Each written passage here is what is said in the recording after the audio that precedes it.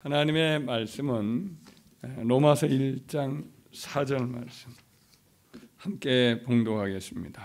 예수 그리스도의 종 바울은 사도로 부르심을 받아 하나님의 복음을 위하여 택정함을 입었으니 이 복음은 하나님이 선지자들을 통하여 그의 아들에 관하여 성경에 미리 약속하신 것이라. 그의 아들에 관하여 말하면 육신으로는 다윗의 혈통에서 나셨고 성결의 영으로는 죽은 자들 가운데서 부활하사 능력으로 하나님의 아들로 선포되셨으니 곧 우리 주 예수 그리스도시니라. 아멘. 오늘 본문의 말씀에 보면 이제 사도 바울은 자기가 받은 이 복음, 그 복음의 핵심이 이제 하나님께서 구약의 선지자를 통해서 계속해서 증거해 온 그의 아들에 관한 말씀이다라고 여기서 이제 증거를 시작을 합니다. 그래서 굉장히 길긴 하지만은 로마서 이 16장으로 되어 있죠. 길지만 아주 논리 정연한 기독교적인 교리에 관한 편지인 로마서를 이렇게 맨 처음에 시작을 하죠. 그가 이제 복음에 관한 말씀을 증거한다 하면서 그것은 곧 예수 그리스도에 관한 것이다. 이렇게 이야기를 시작을 합니다. 특별히 이제 처음 시작부터 이렇게 오늘 읽었던 3절, 4절에서 보았듯이 예수님은 육신으로는 다윗의 혈통에서 나신 인성을 갖고 계시지만은 신성으로는 이제 그가 죽은 자 가운데 다시 부활하심으로 말미암아 하나님의 아들로 선포되었다. 하나님의 아들 되신 신성을 무엇으로 입증을 할 수 있느냐? 그의 죽으시고 부활하신 부활의 사실로부터 이것이 확실히 입증된다. 이렇게 여기서 말씀을 하면서 그의 구원론에 관한 말씀을 합니다. 사도 바울은 그리스도의 부활 사실이 가지는 중요한 그 무게감에 대하여 고린도전서 15장 17절 이하에서도 이렇게 말씀하신 바가 있습니다. 그리스도께서 다시 살아나신 일이 없으면 너희의 믿음도 헛되고 너희가 여전히 죄 가운데 있을 것이요 또한 그리스도 안에서 잠자는 자도 망하였으리니 잠자는 자라는 말은 죽은 자를 그렇게 표현을 한 거예요. 우리는 이제 예수 믿는 사람들은 죽는다 하더라도 그건 잠자는 것과 똑같아요. 잠자는 자는 어때요? 자다가 다시 이제 잘 자면 다시 일어나요? 안 일어나요? 일어나지요. 예수 믿는 우리도 똑같아요. 육신이 다 죽어서 흙으로 가지만 잠자는 것과 똑같습니다. 그래서 나중에는 다 이제 우리 영혼만 아니라 육신도 무덤에서 다시 일어나는 그와 같은 놀라운 부활의 은혜를 함께 그리스도 안에서 경험을 하게 됩니다. 그러나 만약 그리스도가 다시 살아난 일이 없으면 믿음도 헛되고 여전히 우리는 죄 가운데 있을 것이고 또 이미 죽은 잠자는 자들도 이미 이제 완전히 망했을 것이라는 거지요. 만일 그리스도 안에서 우리가 바라는 것이 이 세상의 삶뿐이면 이 세상이 전부라고 한다면 모든 사람 가운데 우리가 더 불쌍한 자이리라. 세상에서 가장 불쌍한 사람이 우리 그리스도인이라는 거죠. 그러나 이제 그리스도께서 죽은 자 가운데 다시 살아나사 잠자는 자들의 첫 열매가 되셨더라. 사망이 한 사람으로 말미암았으니 한이라고 하는 한 사람이라는 표현을 쓰고 있는데 원문에는 그냥 사람으로 되어 있다고 보면 됩니다. 그래서 한 사람으로도 해석을 할 수 있지만 여기서 그냥 사람으로 해석하는 게 더 우리 이해가 되겠습니다. 죽음이 사망이 사람으로 말미암았으니 아담으로 말미암아 사망이 들어왔죠. 죽은 자의 부활도 사람으로 말미암는다. 한 사람으로 말미암는도다. 한 사람은 더 변할 수 있는 것은 아담이 한 사람이었는데 모든 사람이 다 이제 죄인이 되고 죽었으니까. 또 죽은 자의 부활도 우리 마지막 아담이신 예수 그리스도 그분 한 분으로 말미암아 이제 모든 사람이 다 이제 부활에 이르게 된다는 거죠. 아담 안에서 모든 사람이 죽은 것 같이 그리스도 안에서 모든 사람이 삶을 얻으리라. 이렇게 이제 사도 바울이 부활장에서 말씀을 합니다. 그렇습니다. 그리스도의 부활이 없었다라고 한다면 우리의 믿음, 곧 예수님을 믿으면 구원받는다라는 믿음도 알맹이가 없는 헛것이 되겠죠. 열심히 믿습니다 해도 모든 것이 다 의미가 없는, 뿌리가 없는, 기초가 없는 그런 집과 같아서 창수가 나오고 비바람이 오고 또 사망의 여러 가지 풍랑이 임하면 그것이 다 아무런 이 흔적도 없이 사라져버린 그와 같은 무익한 믿음이 되겠죠. 그리고 또 그리스도의 부활이 없다면 우리의 많은 죄가 사해진 것이 없어요. 그대로 고스란히 남아있을 것이에요. 우리는 여전히 저주 아래 있을 것이고 심판 아래 있을 것이고 영원히 불타오르는 그 진노를 아무것도 막을 길이 없어요. 예수님이 죽으시고 그냥 그것으로 끝났다고 한다면 예수님도 그 진노 아래 죽었을 것이고 우리도 여전히 하나님의 진노의 물길을 여전히 당하는 지옥에서 우리는 고통을 겪을 것입니다. 그러나 그리스도의 부활이 있기 때문에 우리는 죽은 뒤에 행복한 내세를 맞이하고 죽음 뒤에 영광을 얻을 수 있는 은혜가 있는 거죠. 그렇지 않다고 하면 언감생심이라는 말처럼 생각할 수도 없는 그림의 떡이고 신기루의 배경몽에 불과한 우리의 죽은 뒤에 내세의 구원이란 헛된 그런 소망에 불과할 것입니다. 그리스도의 부활의 역사적 사실은 이런 놀라운 하나님의 백성들이 가지는 소망을 있게 만들어주는 보증의 토대인 거죠.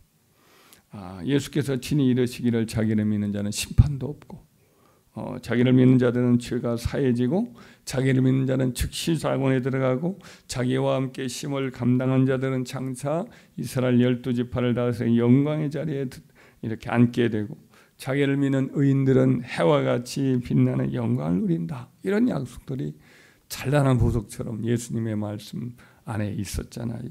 그런데 우리 예수님이 죽으시고 부활하지 않았다란다면 죽으시고 난 다음에 예수님이 아무런 일이 일어나지 않고 그냥 그것으로 끝났다고 한다면 이런 모든 주님의 말씀은 공허한 그런 이 말잔치에 불과했을 것이죠. 그런데 우리 주님은 어때요? 이미 구약의 선지자들이 예고하셨고 예수님 자신이 이 땅에 계신 동안 제자들 앞에서나 혹은 공중에 설교할 때에 예고를 하잖아요. 죽은 지 사흘 만에 내가 일어나리라. 이 성전을 헐라 내가 사흘 만에 다시 일으키리라. 이 모든 말씀들 여러 번에 걸쳐 하셨던 대로 예수님이 죽으시고 돌잔치 돌무덤에 이렇게 갇힌 다음에 아침 일찍 사흘 만에 무덤에서 부활하셨습니다. 여인들이 예수님의 그 무덤에 기름을 바르려고 그 시선에다가 이제 기름을 바르려고 그들의 예지요, 그들의 관례예요. 죽은 자에게 이렇게 기름을 치르는 건. 근데 그날 갔더니 무덤이 열려 있고 천사가 나타나서 예수님이 부활하셨다는 소식을 들으니 두려워 벌벌 떨면서 막 이제 도망치듯 이제 제자들에게 가려고 하는데 예수님이 나타나죠. 막달라 마리아는 구체적으로 이런저런 또한 만나 뵙고 이야기하는 이야기를 직접 듣게 되었습니다. 그날 오후에는 베드로도 예수님을 개인적으로 만나 뵈죠. 그리고 예수님의 육신의 동생 야고보도 주님을 만나 뵈죠.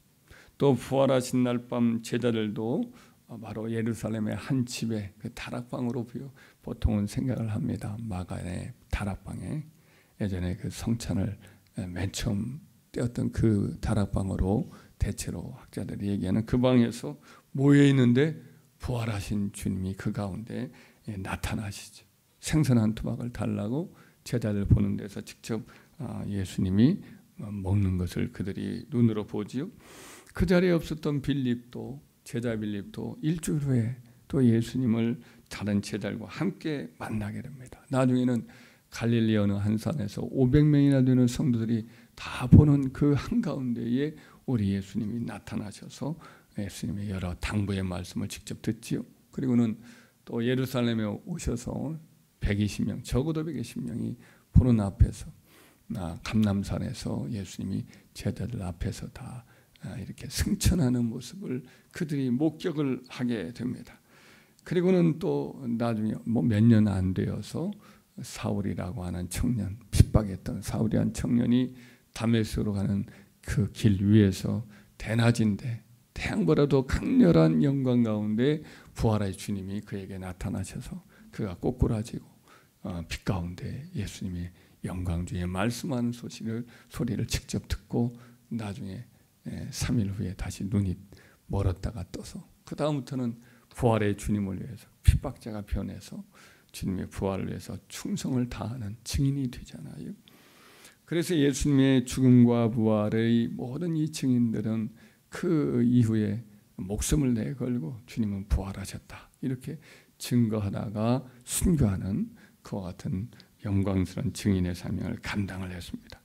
그래서 우리는 사도 바울과 여러 사도들과 동일하게 초대교회 성도들과 동일하게 예수님의 죽은 자 가운데 사흘 만에 부활하신 이 사실은 확실한 것이다. 확실한 역사적 사실이다. 이것을 우리도 전한 바 그들의 피로써 인친 증언이기 때문에 이 증언을 우리는 그대로 확실한 진리임을 우리는 그대로 받는 줄 믿습니다. 그렇기 때문에 예수님이 죽으신 가운데 부활하시면서 또 여러 그 이전에 하신 모든 말씀은 어때요? 거풍이 아닙니다. 거짓말이 아닙니다. 이것들은 확실하게 이루어질 것이 보증된 약속들이다라는 것을 우리도 믿을 수 있는 줄 믿습니다.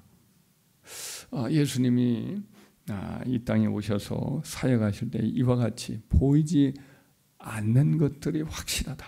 보이는 것이 현실적으로 이루어진 것이 눈에 보이고 손에 잡히는 것처럼 이루어진 것처럼 눈에 보이지 않는 것도 확실하게 이루어진 사실이다. 이것을 그의 약속이 보이는 현실처럼 이루어진 것이라고 강조해서 말씀하신 바가 있습니다. 마태복음 9장에 보면 예수님이 이제 거라사 지방에 가셔서 군대 귀신 들린 사람을 고치고 난 다음에 본 고장인 그분의 이제 그 사역지의 중심인 가버나움으로 돌아와요. 그랬더니 사람들이 예수님이 잠시 동안 안 보였으니까 막 몰려들어요.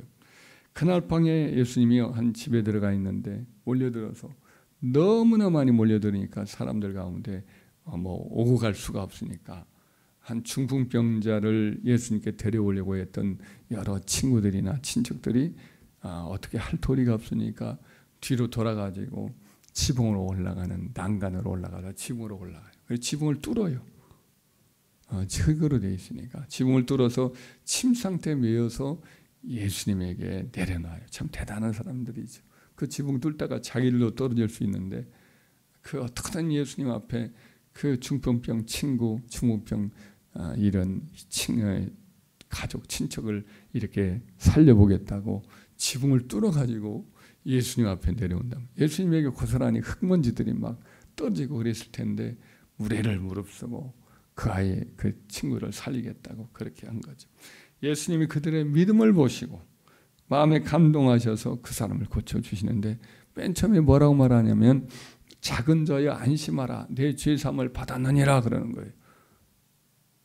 아마 그 질병이라든 이런 것들도 그 사람의 죄와 관련이 있을 수도 있겠죠. 인간의 모두가 다 죄인이기 때문에 사실은 죄사함이 더 중요한 거죠. 그러자 그 사람들 가운데 이제 서기관이 있었는데 그 서기관이 여러 다른 바리새인들과 마찬가지로 속으로 이 말을 듣자마자 매우 불쾌히 여깁니다. 이 사람이 신성을 모독하는도다. 죄를 사하는 권세는 하나님 한 분에게밖에 없는데 그가 사람으로서 어떻게 죄를 자기가 사한다는 말을 하겠느냐. 하나님에 대한 열정을 가지고 그렇게 한 말이죠. 그 말이 맞지요. 예수님이 하나님이요 하나님의 아들이시기 때문에 죄를 사할 수 있는 유일한 권세가 이 땅에 사는 동안도 있었던 거죠. 그래서 이 말을 들으니까 예수님이 이제 그 사람의 생각을 아시고 이렇게 말씀합니다. 너희가 어찌하여 마음으로 악한 생각을 하느냐? 내 죄사함을 받았느니라 하는 말과 일어나서 걸어가라 하는 말 중 어느 것이 쉽겠느냐? 보이는 당장 일어나 걸어가란 말은 이게 이루어지겠느냐 말이에요. 말로 어떻게 한다고 되겠어요? 사람이 말로 해서 중풍병을 나아라 한다고 나았겠어요. 그러나 인자가 예수님 당신이 세상에서 죄를 사하는 권능이 있는 줄을 너희로 알게 하려 하노라. 예수님이 인간으로서 인간의 몸을 입지만 이 땅에서 죄를 사하는 권세가 있게 하시려고 그 사람에게 이제 자리를 들고 일어나라 이 말을 바로 직후에 하시거든요. 그랬더니 그 사람이 벌떡 일어나 지금까지 사람들이 메고 왔던 그 자리를 들쳐메고 걸어 나간단 말이죠. 그 어려운 일이 이루어졌잖아요. 근데 그 어려운 그 무거운 것을 들고 갑작스럽게 한 번도 걷지 못하던 중풍병 환자가 일어나서 그걸 들고 가는 이 어려운 일이 이루어지지만 보이지 않는 죄사함을 받는다는 거 말하기는 쉽지요. 보이지 않으니까 누가 판단할 수 있겠어요. 그러나 그 일도 역시 이와 같이 어려운 일이 이루어지는 것처럼 죄사함을 받았다는 주님의 말씀 또한 현실적으로 이루어진 것을 믿을 수 있도록 그 말을 먼저 하신 줄 믿습니다. 그래서 우리 주님이 역사적인 부활, 사흘 후에 일어나리라, 죽은 자 가운데 살아나리라고 하는 이 말로 말로 한다고 해서 될 수 없는 놀라운 일이 그대로 이루어진 것처럼 그 이전에 예수님이 하셨던 죄를 사해 주시고 또 죽은 자 가운데 사흘 만에 부활이 있을 것이다. 하늘나라의 너희는 다 상속될 것이다. 이와 같은 모든 말씀들, 내가 장차 영광 중에 천사들과 대동하고 성들과 함께 이 자리에 오리라 라고 하셨던 모든 놀라운 황금 같은 약속들은 반드시 이루어질 확실한 보증된 약속인 것을 우리도 그대로 받을 수 있는 줄 믿습니다. 할렐루야. 그래서 우리는 예수 그리스도의 역사적 부활의 이 사실들을 항상 우리는 마음에 이렇게 되새겨야 해요.